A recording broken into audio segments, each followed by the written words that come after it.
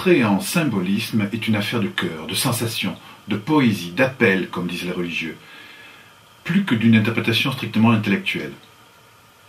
Car le symbole est la langue des poètes, des rêveurs, des chamans, des sorciers, des médiums et des dieux.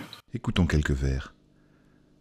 La nature est un temple où de vivants piliers laissent parfois sortir de confuses paroles. L'homme y passe à travers des forêts de symboles qu'il observe avec des regards familiers, comme de longs échos qui de loin se confondent dans une ténébreuse et profonde unité, vaste comme la nuit et comme la clarté. Les parfums, les couleurs et les sons se répondent. Le terme symbole proviendrait originellement du grec symbolon, qui signifie mettre ensemble, joindre, et par extension échanger, se rencontrer. Le symbolon était, dans l'Antiquité, un tesson de poterie cassé en 2 morceaux et partagé entre 2 personnes désireuses de conserver et de prouver un lien ou une alliance, qu'elle soit familiale ou professionnelle. Il se transmettait ainsi, souvent de génération en génération. Dans le cas, il aurait fallu réaffirmer un lien devenu nécessaire ou tout simplement utile.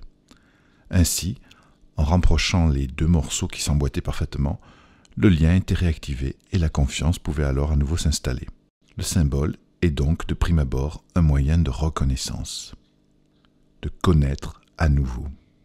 En ce qui nous concerne, le symbole se réduit à un élément qui est relié à un sens caché, dont la réunion donne sens. Le symbole est donc un moyen de se représenter l'absent et l'imperceptible, mais par le biais d'un réel sensible.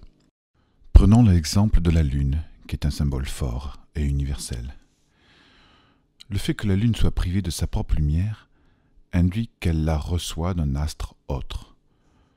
Nous avons donc l'idée d'une transmission. Ainsi, la Lune devient un médium. Le fait qu'elle soit changeante, qu'elle traverse différentes phases est symbolique des rythmes de la vie, et donc du temps qui passe. Le fait qu'elle soit réceptive, passive et cyclique lie la Lune au féminin. Au-delà de ces quelques remarques, mettez-vous à l'écoute de vous.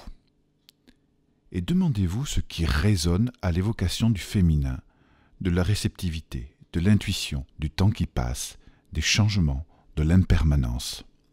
Votre réaction va vous donner l'indication que quelque chose en vous a résonné dont vous n'avez pas encore pris totalement conscience. Un lien, une reconnaissance est en train de se créer. Un lien qui, progressivement ou subitement, va faire sens et vous révéler à vous-même. Le travail du symbole a déjà commencé. En route vers de nouvelles aventures ?